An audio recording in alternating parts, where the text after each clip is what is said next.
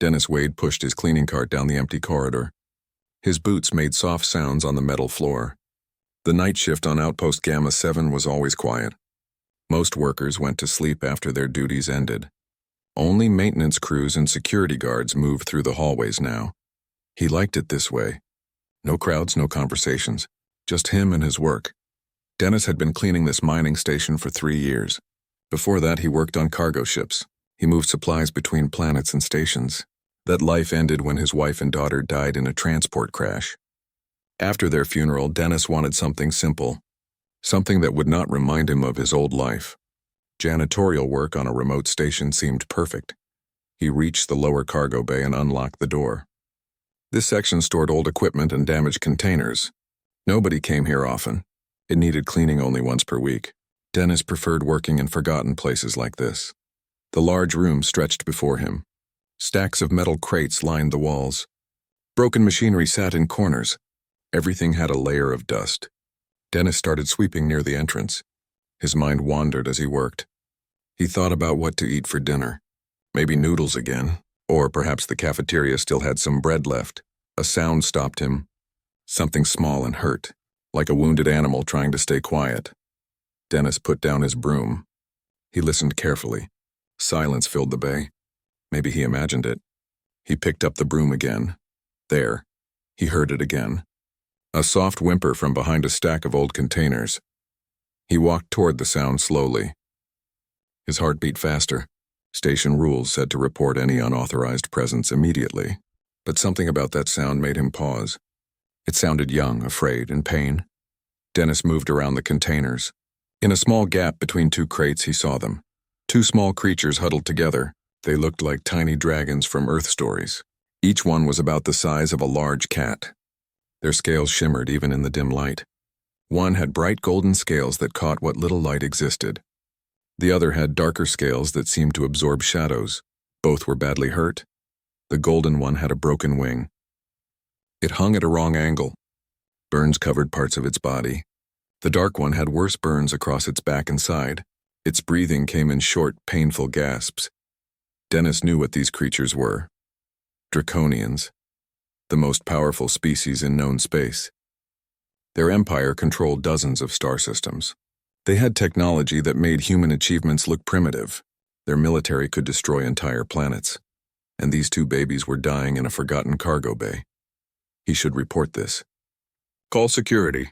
Let proper authorities handle it. Dennis reached for his communication device. The golden one looked up at him. Its eyes were large and filled with fear. It made a small sound. Not aggressive. Just scared. The dark one tried to move in front of its companion. Trying to protect despite being too weak to stand. Dennis remembered his daughter. She died when she was 7. These creatures looked at him the same way she once did when she was sick. Trusting. Hoping someone would help. He put away his communication device. Dennis went back to his cart and grabbed his emergency medical kit. All station workers carried basic supplies. He returned to the creatures and knelt down slowly. Both hatchlings tensed but did not run. They had nowhere to go. He opened the kit and took out bandages and antiseptic. The golden one watched his every move. Dennis spoke softly, even though they could not understand his words.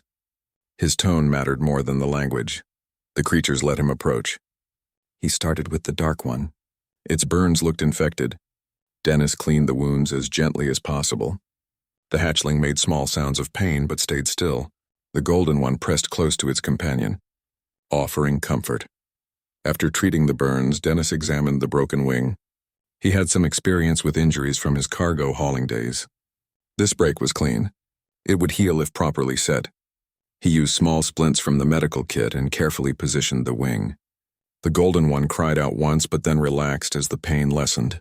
Both creatures looked exhausted. Dennis noticed they shivered despite the warm station temperature. Shock. They needed rest and warmth. He could not leave them here. He looked around the cargo bay. In the far corner stood an old maintenance closet.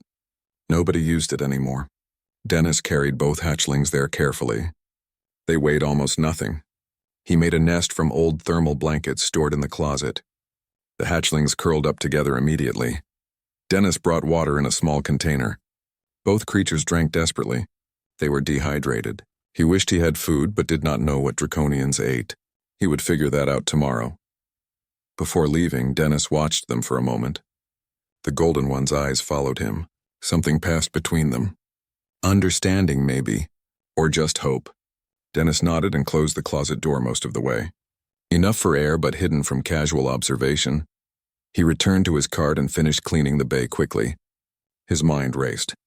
What had he done? Draconians were not pets. These were probably important. Maybe noble. Their scales had unusual patterns, too distinctive to be common.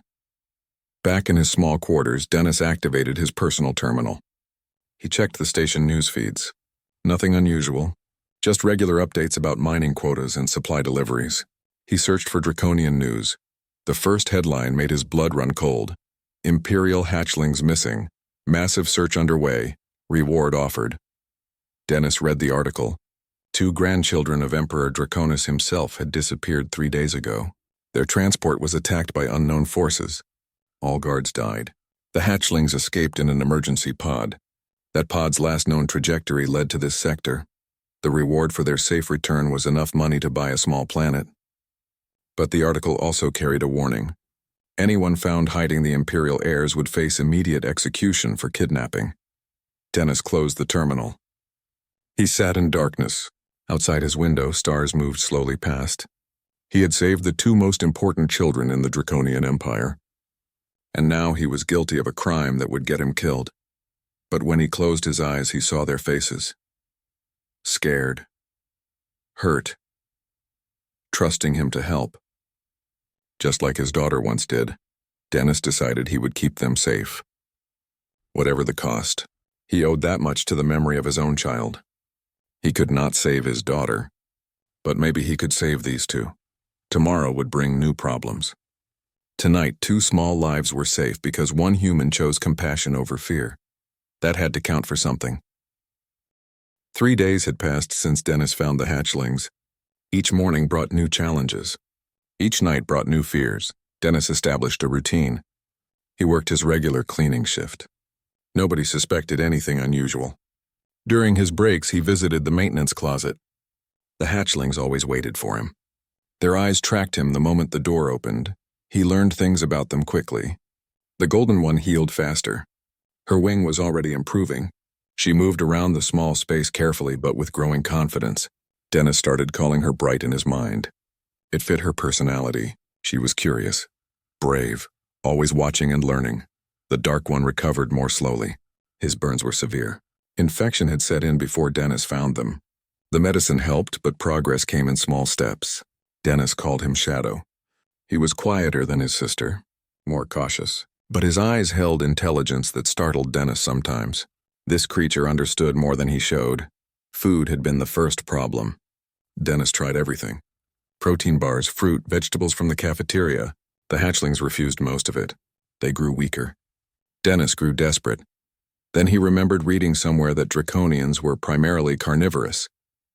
He stole raw meat from the kitchen storage. Both hatchlings ate eagerly. Their strength returned.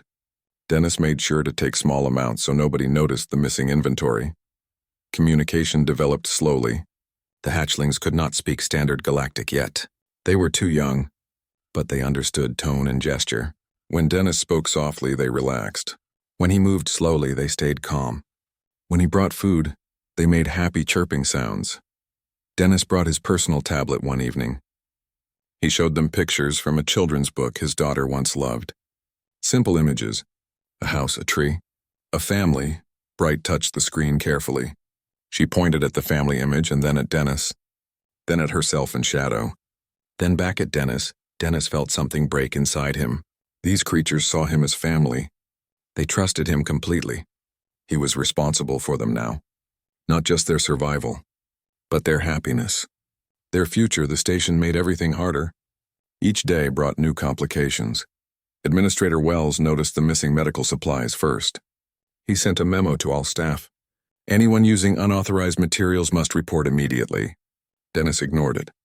He needed those supplies. The hatchling's wounds still required daily treatment. Then security increased patrols. Draconian warships appeared in the sector. Huge vessels that made the station look like a toy. They conducted searches of nearby facilities, looking for the missing heirs, getting closer each day. Dennis watched the news feeds obsessively. The search intensified. Emperor Draconis himself had joined the hunt. Dozens of star systems were under lockdown. Thousands of ships searched every station, planet, and moon. The reward grew larger. Now it included titles, land, and political favor, enough to change someone's entire life. But the warnings grew darker too. Anyone hiding the heirs would not just be executed. Their families would be imprisoned. Their friends questioned, their entire lives destroyed. The Empire did not forgive crimes against Imperial blood. Dennis understood the message. Turn them in or face total destruction. There was no middle ground. No mercy for good intentions. He kept cleaning, kept working, kept pretending everything was normal. But his hands shook sometimes. His sleep grew restless. Nightmares of being discovered, of the hatchlings being taken, of soldiers breaking down his door. One evening, Garrett appeared at the maintenance closet. The security officer was doing rounds in the lower cargo bay. Dennis had just finished feeding the hatchlings. He barely had time to close the closet door before Garrett walked around the corner. "Dennis," Garrett said. His voice was neutral, but his eyes were suspicious. "Working late again?" "Just finishing up," Dennis replied. He kept his body between Garrett and the closet. His heart pounded so hard he thought it might burst. "Lots to clean down here." Garrett nodded slowly. He looked around the bay. His hand rested on his weapon. Not threatening. Just present. "I have been noticing something odd. Medical supplies going missing. Always on your shift. Strange sounds reported in this section. Always when you are working." Dennis forced himself to stay calm. "Maybe rats. Or equipment settling. Old station makes weird noises." "Maybe," Garrett said, but his tone suggested he did not believe that. He walked closer. Dennis fought the urge to step back. That would look guilty. He stood his ground. Behind the closet door, a small sound, just a tiny chirp, almost inaudible. But Garrett's eyes shifted toward it. His expression changed. Became focused, alert. "What was that?" Garrett asked. His hand tightened on his weapon. "Nothing," Dennis said. His voice came out too fast, too defensive. "Just pipes. Water moving through the system." Garrett stared at him for a long moment. The silence stretched. Dennis could hear his own breathing, could hear his pulse in his ears. Everything balanced on this moment. One decision by this security officer, one call on his communicator, everything would end. Finally, Garrett stepped back. He nodded slowly. "Right. Pipes." He turned to leave but paused at the corridor entrance. "Be careful, Dennis. Whatever you are doing. Be very careful. Things are going to get worse before they get better." Then he walked away. His footsteps echoed down the corridor, fading into silence. Dennis waited 5 full minutes before opening the closet door. The hatchlings looked up at him. Bright made a questioning sound. Shadow pressed close to his sister. Both sensed the danger that had just passed. Dennis knelt down and stroked their heads gently. They leaned into his touch, trusting him completely. He made a decision in that moment. He could not keep hiding them here. The station was getting too dangerous. Too many people were getting suspicious. Garrett would not stay silent forever. He needed a new plan, a way to get them off the station, to somewhere safe, somewhere far from the Empire and its search. Dennis had a friend from his cargo hauling days, someone who owed him favors, someone who might be willing to smuggle 2 small creatures off a locked-down station. It was risky, probably impossible, but it was the only option left. Tomorrow he would make contact. Tonight he would prepare. The hatchlings watched him with their large, trusting eyes. They did not understand the danger they were in. They only knew that this human kept them safe and warm and fed. That simple trust gave Dennis strength. He had failed his own daughter. Could not save her from that transport crash. Could not protect his family when they needed him most, but he could protect these 2. He would find a way, or die trying. Outside the station, Draconian warships moved in patrol patterns. Their sensors swept space constantly, searching, hunting, getting closer with each passing hour. Dennis closed the closet door and went back to work. He still had half the cargo bay to clean, and a rescue plan to figure out. Time was running out, but he would not give up. Not while these 2 small lives depended on him. That had to be enough. It had to be. Everything changed on the 6th day. Dennis woke to emergency sirens. Station-wide alert. All personnel report to duty stations. All exits sealed. No ships allowed to depart. He dressed quickly and checked his terminal. The news made his stomach drop. Imperial Draconian ships had blockaded the entire station. 20 warships surrounded Outpost Gamma 7. Their weapons were active, their shields raised. Nobody was leaving. Nobody was entering. Dennis ran to the cargo bay. He needed to check on the hatchlings, make sure they were safe. But the corridors were filled with panicked workers. Everyone rushing around. Security guards shouted orders. Chaos everywhere. He reached the bay and found the maintenance closet empty. His heart stopped. The hatchlings were gone. The blankets lay scattered. The food container was tipped over. Signs of a struggle. No, this could not be happening. He searched frantically, checked every corner, every hiding spot. They were nowhere. Someone had taken them, discovered them while Dennis slept a sound behind him. Dennis spun around. Garrett stood there. The security officer held something in his arms. 2 small shapes wrapped in a jacket. The hatchlings. Dennis's relief lasted only a second. Then he saw Garrett's weapon drawn, pointed at him. I found them this morning, Garrett said quietly. Heard them crying. They were scared by the sirens. He looked tired, conflicted. Do you know what you have done? Do you understand the danger you have brought to this station? They are children, Dennis said. His voice was steady despite his fear. Hurt children. I could not leave them to die. Garrett shook his head. They are not children. They are Imperial heirs, the Emperor's grandchildren. Every military force in 3 sectors is hunting for them. He gestured with his weapon. People are going to die because of this. When the Empire finds out we have been hiding them, they will execute everyone on this station. Guards, workers, families, everyone. So turn them in, Dennis said. Get your reward. Save the station. But his body tensed, ready to fight if needed. He would not let Garrett take the hatchlings without resistance. I should, Garrett replied. But he did not lower the jacket. Did not reveal the hatchlings. I have a family back on Earth, 2 kids. A wife who counts on me. This reward could change their lives. Give them everything they need, then do it, Dennis repeated. But he took a step forward. His hands clenched into fists. The jacket moved. A small golden head poked out. Bright looked at Garrett, then at Dennis. She made a soft sound, questioning. Scared. Shadow emerged too. His darker scales caught the dim light. Both hatchlings stared up at Garrett, not trying to escape, not fighting, just looking at him with those large, intelligent eyes. Then Bright did something unexpected. She climbed down from Garrett's arms carefully. Her wing was almost healed now. She moved slowly across the floor to Garrett's feet and bowed. Her head touched the ground in front of him. A gesture of submission, of respect. Shadow followed his sister. Despite his injuries, despite his weakness, he crawled to Garrett and bowed beside Bright. Both hatchlings stayed in that position, perfectly still, offering their lives to this stranger. Garrett's face changed. Something broke in his expression. He lowered his weapon. Damn it, he whispered. His voice cracked. Damn it all. He looked at Dennis. My daughter is 8. My son is 5. When I look at these 2, I see my own kids, scared, hurt, needing someone to protect them. Dennis let out a breath he did not know he was holding. You will help us. I must be crazy, Garrett said, but he nodded. Yes, we need to move fast, though. Imperial inspectors arrive in 6 hours. They will search every section, every room. We need to get these 2 off the station before then. Dennis explained his plan. A friend who used to haul cargo with him, someone who owed favors.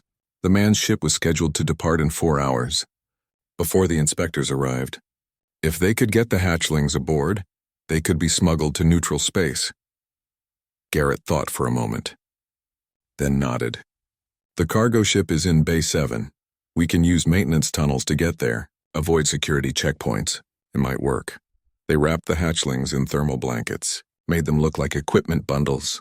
Garrett knew the patrol patterns, knew which cameras were broken, which guards took longer breaks. He led them through forgotten passages, emergency access routes, places most people did not know existed. The journey took an hour. They moved slowly, carefully. Several times they heard guards approaching, had to hide in dark corners, press against walls. Hold their breath. The hatchlings stayed perfectly silent. They understood the need for quiet. They were almost to Bay 7 when everything went wrong. A patrol of Imperial guards turned the corner ahead.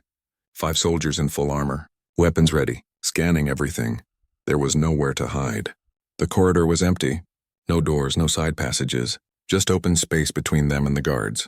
The guards saw them immediately. Weapons came up. Orders shouted in Draconian. Nobody move. Hands visible.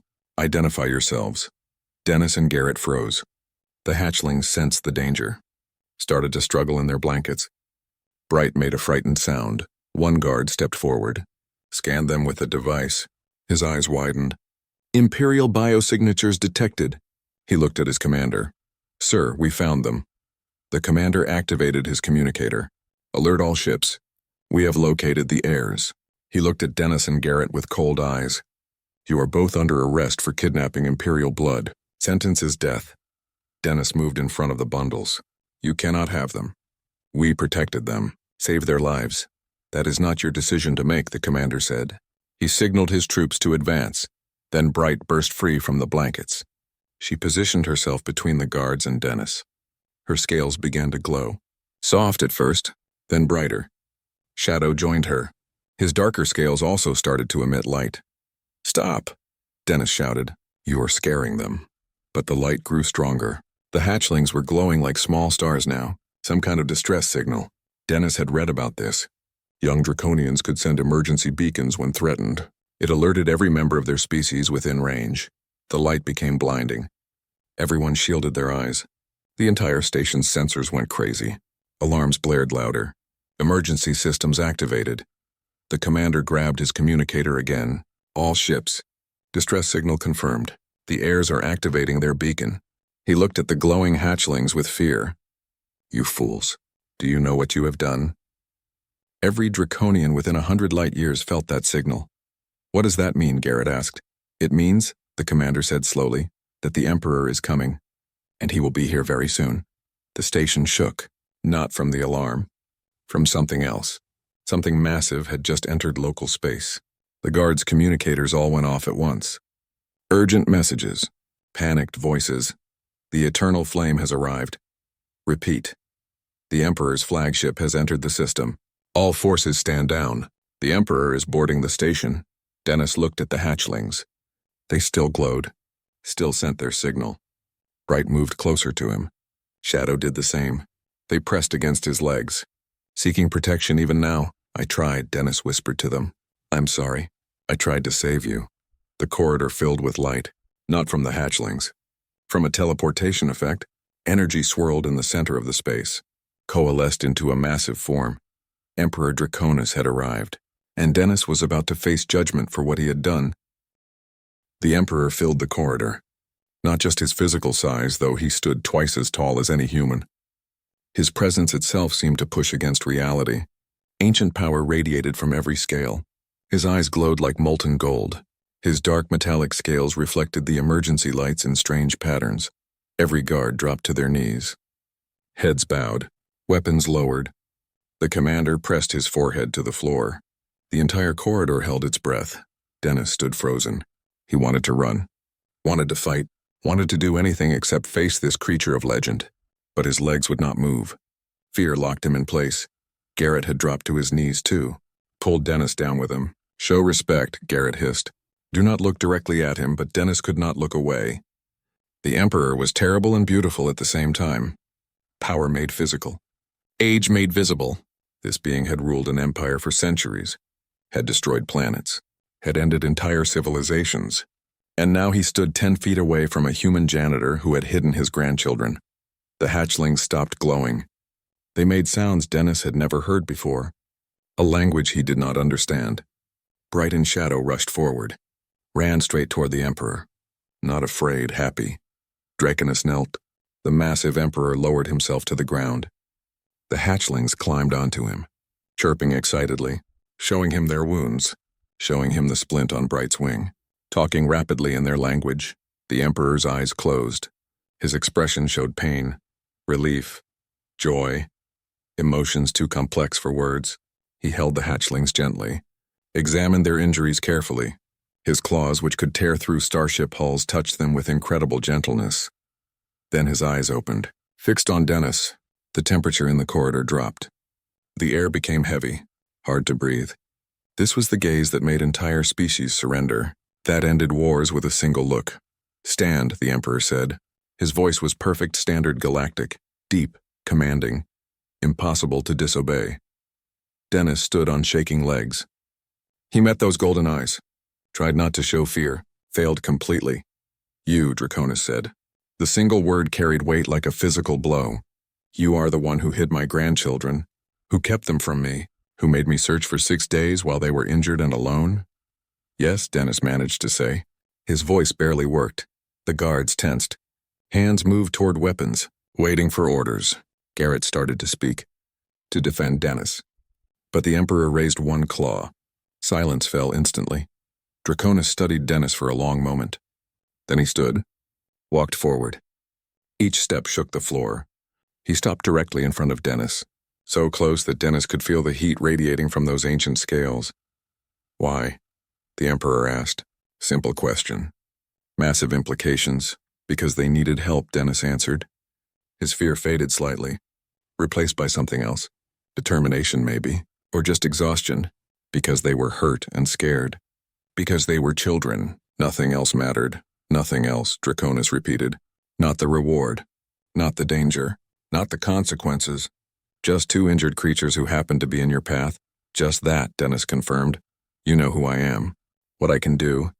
The Emperor's voice was soft now. More dangerous than when he shouted. "I could kill you with a thought. Could destroy everything you have ever known. Everyone you have ever loved. Do you understand this? Yes, and yet you hid them from me. From their family. From the entire Empire, searching desperately to find them." Dennis felt anger replace fear. "I did not hide them from you. I hid them from people who might hurt them. Who might use them. Who might kill them for politics or power or revenge." He pointed at the hatchlings. "Look at them. Look at their wounds. Someone tried to murder them. How was I supposed to know who to trust? How could I be sure you were not the danger?" The corridor went silent. Nobody spoke. Nobody breathed. A human had just challenged the Emperor, questioned his trustworthiness. The guards looked horrified. Draconis stared at Dennis. Then something unexpected happened. The Emperor smiled. It was a terrible smile, full of sharp teeth, but genuine. "You protected them from me," Draconis said slowly. "From their own family. Because you did not know if we were the threat." He turned to his guards. "This human understands something most of my own people have forgotten. Trust must be earned, even from an emperor." He looked back at Dennis. "Tell me everything. How you found them. How you cared for them. What you did. Leave nothing out." Dennis told the story. From finding them in the cargo bay to treating their wounds. From stealing food to reading them children's stories. From hiding them in the maintenance closet to planning their escape. He left nothing out. Admitted every crime. Every violation. Every law he broke. The hatchlings listened too. Sometimes they added their own sounds. Confirming details. Showing scars. Demonstrating how Dennis had taught them to trust through patience and kindness. When Dennis finished, Draconis was silent. He walked to the maintenance closet. Examined the small space where the hatchlings had hidden. Looked at the makeshift nest of blankets. The food containers. The children's tablet with its simple pictures. The Emperor picked up the tablet. Studied the family image that Bright had pointed to days earlier. The picture of a house, a tree, a human family smiling together. "They showed you this," Draconis asked. "Asked you to be their family?" "Yes," Dennis said quietly. The Emperor set down the tablet carefully. He turned, walked back to Dennis, then did something that shocked everyone present. Draconis knelt, placed one massive claw over his heart, a draconian gesture that Dennis had seen in history files, a sign of profound respect, of honor to a superior. "You gave me back my grandchildren," the Emperor said. His voice carried emotion now, raw and honest. "They are the last of my bloodline. The rest died in a plague 2 years ago. Without them, my empire would tear itself apart in civil war. Billions would die fighting over succession." He looked up at Dennis. "You did not just save 2 children. You saved countless lives, prevented a war that would consume this entire sector." "I just helped them because they were hurt," Dennis said. He did not know what else to say. Exactly, Draconis replied. He stood. That is why I kneel to you. You acted without thought of reward, without knowledge of consequences. You saw suffering and chose to ease it. This is true strength, true honor. He raised his voice so everyone could hear. In the name of the Draconian Empire, I declare Dennis Wade to be kin of choice to the Imperial family. He is granted all rights and protections thereof. Any who harm him harm me. The guards immediately saluted. Even the commander looked impressed. Garrett stared with his mouth open. Dennis felt overwhelmed. This was too much, too fast. I do not want titles or honors. I just want to know they are safe. The Emperor smiled again. Less terrible this time. Almost warm. That response makes you worthy of even greater honor. But we have a problem. He gestured to the Hatchlings. They will not leave your side. They have bonded with you, imprinted.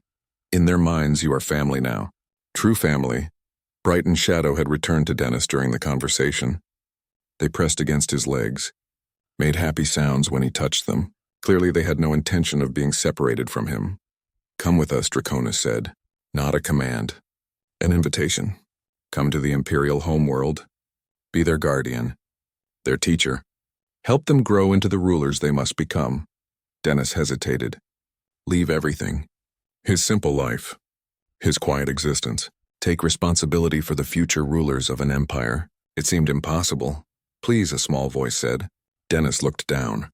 Bright was speaking. Her first words in standard Galactic, rough, simple, but clear. Stay with us. Shadow added his own voice. Need you. Dennis felt his heart break and heal at the same time. These children needed him, just like his daughter once did. He had failed her, but maybe he could succeed here. I will come, he said. The Emperor nodded with satisfaction. Good, we depart immediately. But first, he turned to Garrett. This human also helped, risked his life. He deserves recognition. Garrett tried to protest, but Draconis granted him a title, land on a colony world, wealth enough for his family to never worry again. The security officer accepted with tears in his eyes. As they prepared to leave, alarms sounded again. Different ones this time. The station's defense systems activated. On every screen, the same message. Unknown vessels entering the system. Multiple hostile signatures detected. The pirates had returned. And they were coming to finish what they started. 20 pirate ships materialized from hyperspace. They surrounded the station in attack formation. Their weapons charged. Their shields raised. This was not a raid. This was an execution. Dennis watched from the observation window. So many ships, each one bristling with guns. The station had almost no defenses. Thousands of civilians lived here, workers and families, all of them about to die. Administrator Wells appeared on every screen. His voice shook with panic. All personnel to emergency shelters. This is not a drill. Hostile forces are demanding we surrender the Imperial heirs. We have 10 minutes to comply or they will destroy the station. The corridor erupted in chaos. People running, screaming, trying to reach safety. But there was no safety. Not from weapons that could vaporize the entire station in seconds. Dennis felt a claw touch his shoulder. The Emperor stood beside him, looking out at the pirate fleet. His expression was cold, calculating, the face of someone who had fought 1,000 wars. They are here for my grandchildren, Draconis said quietly. They will not stop until they get them or die trying. Who are they? Dennis asked. The Emperor's eyes glowed brighter. Traitors. Led by a rogue general named Salazar. He was once my finest military commander, but he wanted power, wanted to rule. When I refused to name him heir, he tried to kill my grandchildren, to create chaos, to seize control in the resulting civil war. So this is your fight, Dennis said. Not mine, not these innocent people. Yours. Yes, Draconis admitted. He looked at Dennis. I can destroy his fleet easily. My flagship alone could eliminate every ship he has. But if I do, I prove him right. Prove that power comes only from violence, from destruction. Is that the lesson I should teach my grandchildren? Dennis thought about it. About Bright and Shadow watching their grandfather, learning from him, seeing how he handled this crisis. What message would they take into their future? There has to be another way, Dennis said. Some way that does not involve killing everyone. The Emperor smiled slightly. That is why I asked you to be their guardian. You think differently than my people do. We are warriors, conquerors, we solve problems with strength. But you, he gestured to Dennis, you solve the problem of 2 dying children with compassion. Perhaps that applies here too. The communication system activated. A rough voice filled the station. Draconis, I know you are there. I know you have the heirs. Give them to me and I will spare this station. Refuse and everyone dies. You have 5 minutes. The image showed a draconian in black armor. Salazar. His scales were scarred from many battles. His eyes held madness. This was someone who had nothing left to lose. Draconis activated his own communicator. Salazar. You were my friend once. My brother in battle. Why do this? Why kill innocents because you are weak? Salazar spat. You speak of peace, of cooperation with lesser species, of mercy. But empires are not built on mercy. They are built on fear, on power, on the willingness to do whatever is necessary. And murdering children is necessary, Dennis asked. He spoke before thinking. Before realizing he had just inserted himself into a conversation between 2 imperial draconians, Salazar's eyes fixed on the human. Who is this insect? Some pet you keep for amusement? This human saved my grandchildren, Draconis said. He protected them when they were helpless, fed them when they were starving, healed them when they were dying. What have you done except try to murder them? I would have made the Empire strong, Salazar shouted. But you chose weakness, chose to let lesser beings think they are our equals. His weapons locked onto the station. Now you will watch as I correct your mistakes, starting with everyone on that station. Dennis felt the hatchlings press against him. Bright and Shadow watched the screen with wide eyes. They understood the danger, understood that the person on the screen wanted to hurt them, and hurt everyone here because of them. Wait, Dennis said. He had an idea, probably a stupid idea, but maybe the only option. Let me talk to him. The Emperor looked surprised. You? Why? Because I am not military, Dennis explained. Not political. Not part of your Empire's power struggles. Maybe he will listen to someone who has no stake in this except keeping people alive. Draconis considered, then nodded. Try, but be careful. Salazar is brilliant and dangerous. He will use any weakness against you. Dennis took a breath, stepped in front of the communication screen. Salazar stared at him with contempt. A janitor, Salazar said. He laughed. The Empire's future depends on a janitor. How fitting. How pathetic, you're right, Dennis said. I am just a janitor. Nobody important. But I did something you could not do. I kept those children alive. I protected them. Not with weapons or power, with basic decency. Salazar's expression darkened. You think that makes you special? Makes you better than me? No, Dennis replied. It makes me human. It makes me someone who sees children as children, not as tools, not as obstacles, not as political pieces, just young beings who need protection. He stepped closer to the screen. You were a soldier, a commander. You led troops into battle, protected people, saved lives. When did you forget that protecting the innocent is the highest duty? The pirate general's face twisted with anger. Do not lecture me about duty. I gave everything to the Empire, fought for centuries, earned every honor. And what did I receive? Nothing. No recognition, no reward, no future except watching lesser beings gain what I deserved. So you killed children to prove your worth, Dennis asked. That is your solution. Murder, destruction, terror. Because you feel unappreciated. He shook his head. My daughter died 3 years ago. Transport accident. I would give anything to have her back, anything, but I cannot. Death is permanent. So when I found these 2 hurt children, I chose life. Chose to give them the future my daughter lost. His voice grew stronger. You want to be remembered as powerful, as important. But destroying a station full of innocents will not do that. It will make you a monster, a cautionary tale, someone who threw away everything good for pride and anger. Is that really your legacy? Salazar said nothing. His expression wavered, uncertainty showing for the first time. Your crews, Dennis continued. The people on those ships, how many of them joined you willingly? How many are prisoners forced to fight? How many just want to go home to their families? You claim to be strong, but you are leading people to their deaths for your ego. Enough, Salazar shouted. His hand moved toward the fire command. Then Bright did something incredible. She jumped onto the communication panel, faced the screen directly. Her small voice spoke in Draconian. Simple words, but powerful. Please, no more hurt, please. Shadow joined her. Added his own voice, forgive, choose peace, choose life. Salazar stared at the hatchlings. These were the children he had tried to kill. Now they begged for his life. For mercy toward him, the weapon controls hung under his hand. One touch and thousands would die. The pirate general closed his eyes. When he opened them, something had changed. The madness was gone, replaced by exhaustion, by defeat, by recognition of what he had become. I cannot do this, Salazar whispered. I cannot kill children who ask for my forgiveness. He deactivated his weapons. His fleet followed suit, all ships standing down. Draconis stepped forward. Salazar, surrender now. Face trial. Accept judgment. I promise you will be treated fairly. No, Salazar replied. He smiled sadly.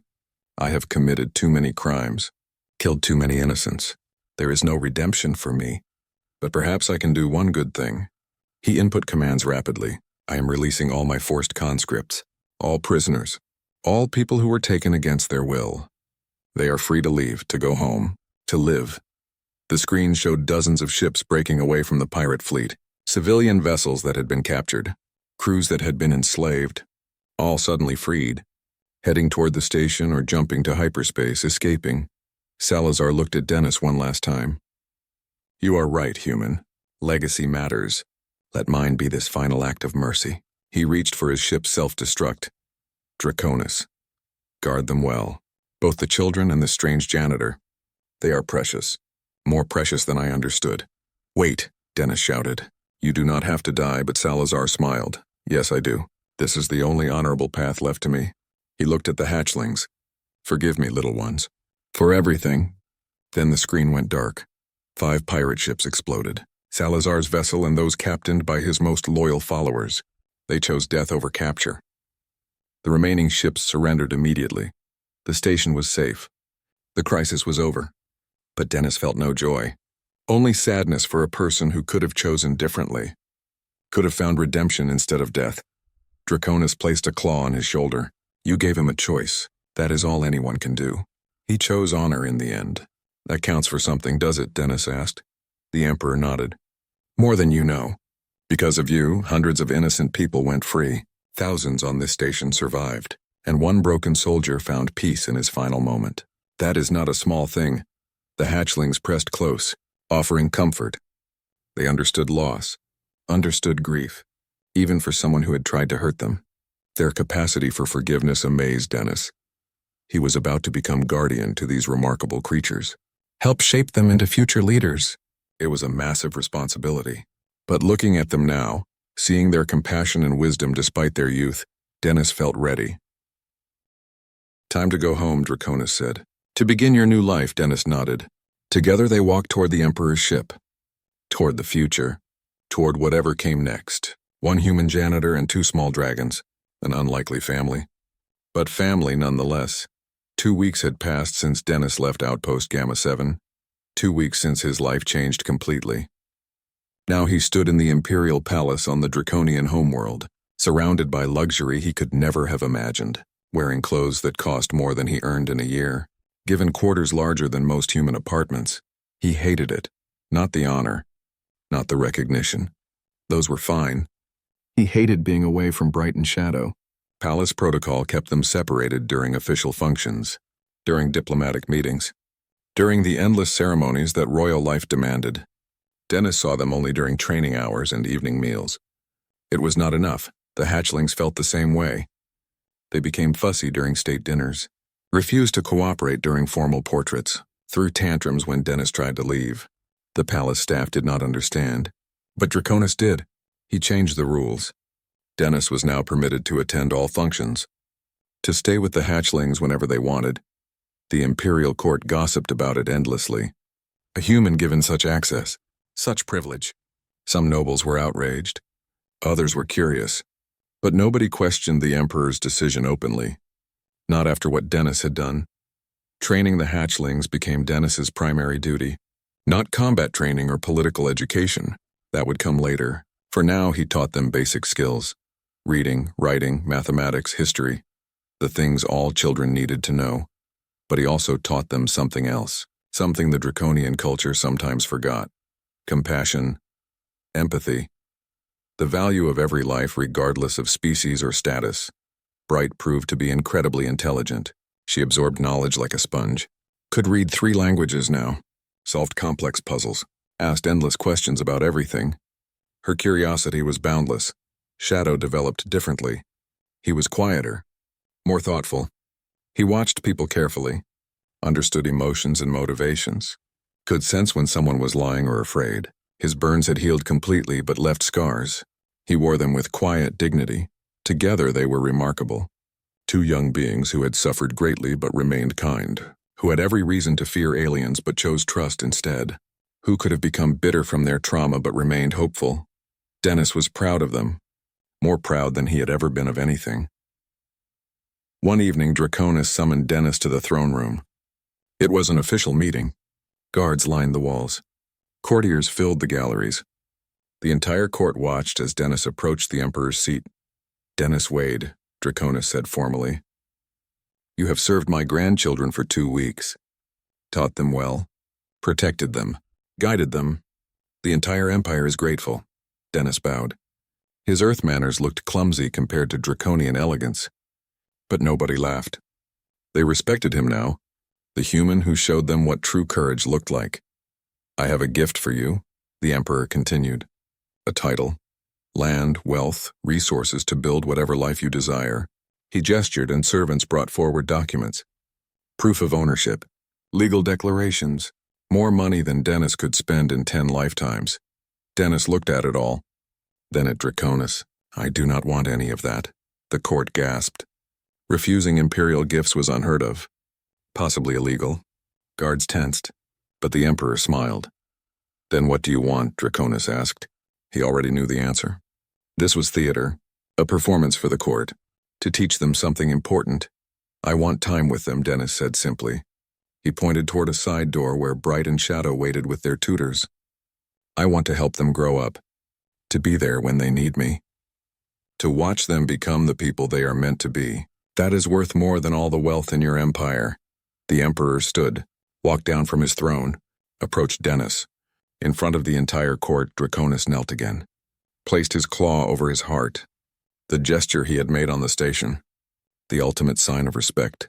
"You understand what truly matters," the Emperor said. "Not power, not wealth, but connection, love, family." He stood and raised his voice. "Let it be known throughout the Empire. Dennis Wade is hereby granted the title of Guardian to the Imperial heirs. He has full authority over their education and upbringing. His word in matters concerning them is law. Any who question this will answer to me personally." The court erupted in whispers. This was unprecedented. A human given legal authority over the future rulers of the Draconian Empire. Some nobles looked angry. Others looked thoughtful. But all of them understood the message. The old ways were changing. Merit mattered more than birth. Compassion mattered more than tradition. The ceremony ended. Dennis returned to his quarters exhausted. All that formality wore him out. He wanted simple things, a quiet room, a good meal, time with his charges. He found them waiting in his sitting area. They had snuck away from their tutors again. Bright was reading a book about Earth animals. Shadow was drawing pictures with art supplies. Both looked up when Dennis entered. "Tell us a story," Bright demanded. "About your daughter, about Earth, about anything." Dennis sat down between them. They curled up on either side, warm and content. He told them about his old life, about his family, about simple joys like birthday parties and rainy afternoons, about loss and grief and learning to live with pain. The hatchlings listened quietly. When Dennis's voice cracked with emotion, they pressed closer, offering wordless comfort. They understood loss. They had lost their parents too, lost their guards, lost their innocence. But they had found each other. And found Dennis, a strange little family formed from tragedy. Not perfect, but real. "Are you happy here?" Shadow asked suddenly. His voice was soft, uncertain. "Or do you miss your old life?" Dennis thought about it honestly. "I miss parts of it. The simplicity, the quiet, the lack of responsibility." He hugged them both. "But I would not trade this for anything. You two are worth every difficulty, every challenge, every moment of fear or doubt, even the formal dinners," Bright teased. "Even those," Dennis laughed. though you could behave better during them. They are boring, she complained. They are important, Dennis corrected gently. People need to see you. Need to know you are safe and well. Need to have hope for the future. That is part of being royal, Shadow sighed. We do not want to be royal. We want to be normal. Like other children, Dennis understood that feeling. He had wanted normal too. Wanted his old life back. But normal was not always possible. Sometimes life gave you extraordinary circumstances. The only choice was how you handled them. You are royal, Dennis said. That will not change. But you can choose what kind of leaders you will be. Kind leaders. Fair leaders.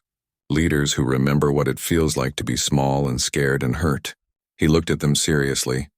That is why you are special. Not because of your blood or your scales or your power, but because you have compassion.